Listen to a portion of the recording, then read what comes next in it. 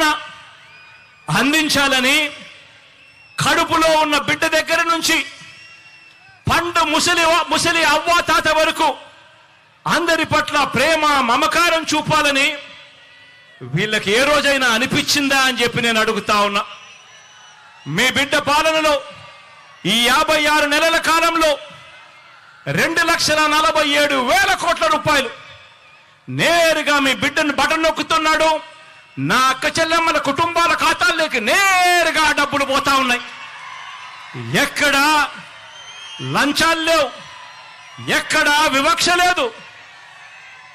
మరి రాష్ట్రాన్ని దోచుకునేందుకు మాత్రమే రాష్ట్రంలో పదవులు కావాలి అని చెప్పి ఆకాంక్షిస్తా ఉన్న ఈ పెత్తందారి పార్టీలకు, ఈ పెత్తందారి నాయకులకు ఏ రోజైనా కూడా ఇలాంటి వాళ్లకు ఇలా బటన్ నొక్కడం, ఇలా బటన్ నొక్కితే 2,47,000 కోట్లు పేద అక్క చెల్లెమ్మలకు పోయే పరిస్థితి ఉంటుంది, ఇలాంటి కార్యక్రమం చేయగలుగుతాము అని చెప్పి ఏ రోజైనా అనిపించిందా అని చెప్పి ఒక్కసారి ఆలోచన చేయమని కోరుతా ఉన్నా. ఇవన్నీ కూడా సామాజిక న్యాయాన్ని అందించడంలో విప్లవంగా పుట్టిన వ్యవస్థలు. ఈరోజు గ్రామ స్థాయిలో చిక్కటి చిరునవ్వుతో మన పిల్లలు కనిపిస్తారు. సచివాలయంలో మన గ్రామంలోనే ప్రతి 2,000 జనాభాకు ఒక సచివాలయం, ప్రతి 50 నుంచి 60 ఇళ్లకు ఒక వాలంటీర్.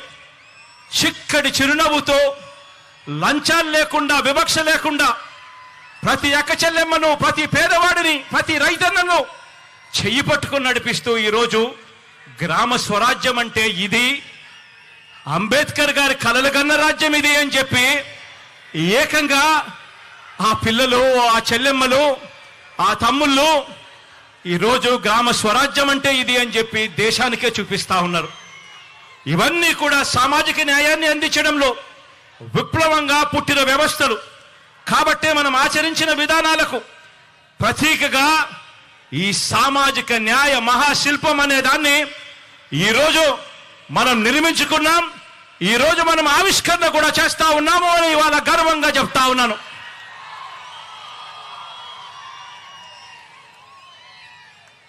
ఈరోజు మనందరి ప్రభుత్వం, మీ బిడ్డ ప్రభుత్వం, మీ కష్టం తెలిసిన మీ అన్న ప్రభుత్వం ఇంటింటా కూడా ప్రతి గ్రామం నుంచి, కుప్పం నుంచి ఇచ్చాపురం వరకు ఏ గ్రామాన్నైనా కూడా తీసుకోండి, ప్రతి గ్రామంలో కూడా మార్పులు కనిపిస్తాయి.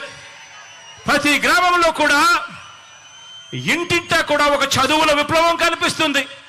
ప్రతి గ్రామంలో కూడా ఇంటింటా కూడా ఒక మహిళా సాధికారత విప్లవం కనిపిస్తుంది. ప్రతి గ్రామంలో పరిపాలన సంస్కరణలు కనిపిస్తాయి. ప్రతి గ్రామంలోనూ ఒక వ్యవసాయ విప్లవం కనిపిస్తుంది.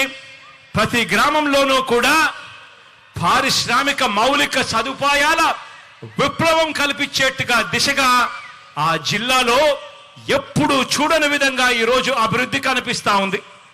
వైద్య ఆరోగ్య రంగంలో ఎప్పుడూ కూడా ఊహించని విధంగా గ్రామ స్థాయిలోనే మార్పు చెందిన మరో విప్లవం మన పిల్లలకు అక్కడే కనిపిస్తా ఉంది. కడతా ఉన్న డిజిటల్ లైబ్రరీలు కనిపిస్తా ఉన్నాయి.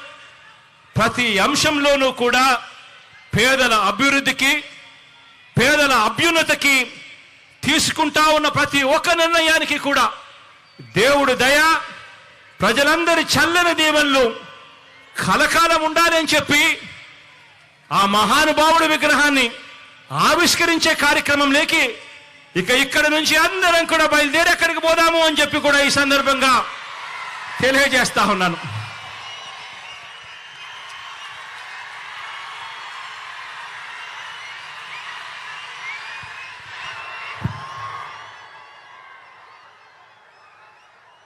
గౌరవ రాష్ట్ర ముఖ్యమంత్రి వర్యులకు హృదయపూర్వక ధన్యవాదాలు. ఇప్పుడు రాష్ట్ర ముఖ్యమంత్రి వర్యులను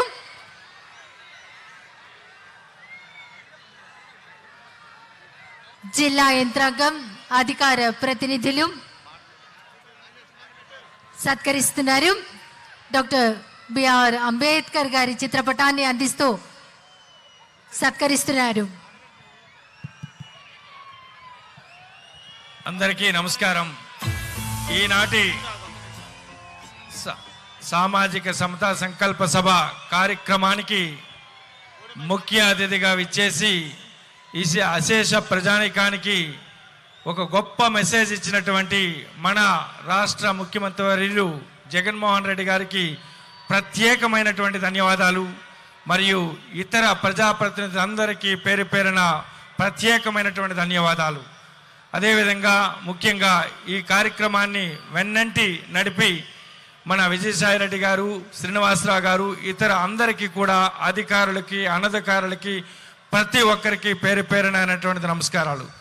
ఈ 26 జిల్లాల నుండి వచ్చినటువంటి ఈ 1,50,000 అశేష ప్రజానీకానికి ముఖ్యంగా అయినటువంటిది ప్రత్యేకమైనటువంటి అభినందనలు మరియు ధన్యవాదాలు. ఇది కేవలం 125 ఫీట్ స్టాచ్యూ కాదు.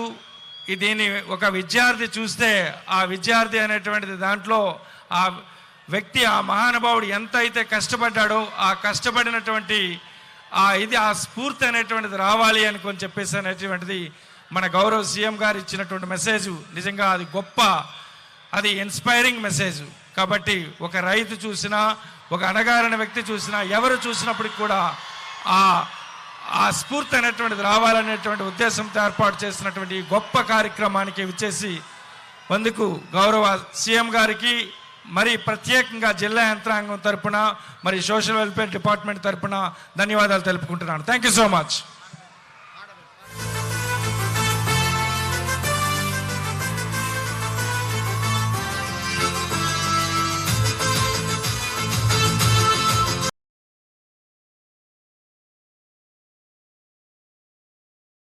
సహాయం ప్రతి మహిళకు అందనుంది వైఎస్ఆర్ ఆసరా పథకం. కానుకతో ప్రతి పేదింటికి పెద్దయ్యను మన ప్రభుత్వం. యుద్ధ ప్రతిపాదనలతో జన కళ్ళను తీసుకొస్తోంది జగన్ ప్రభుత్వం. జనం ప్రభుత్వం, జగనన్న ప్రభుత్వం, ప్రజా ప్రభుత్వం. ప్రగతొకటే లక్ష్యం, మళ్ళీ పేద విద్యార్థులకు ఫీజు రియంబర్స్మెంట్ అంట. 108, 104 ప్రతి మండలానికొకటంట. నామినేటెడ్ పోస్టుల్లో 50% రిజర్వేషన్లు. ఎస్సీ, ఎస్టీ, బీసీ మైనారిటీల అభ్యున్నతి కంట. వైఎస్ఆర్ బీమా పథకం, 0 వడ్డీకే రుణాల విప్లవం. ప్రభుత్వ ఉద్యోగుల సంక్షేమం, కాంట్రాక్టు ఉద్యోగుల భవితవ్యం. దళిత కార్పొరేషన్లకు నిధులు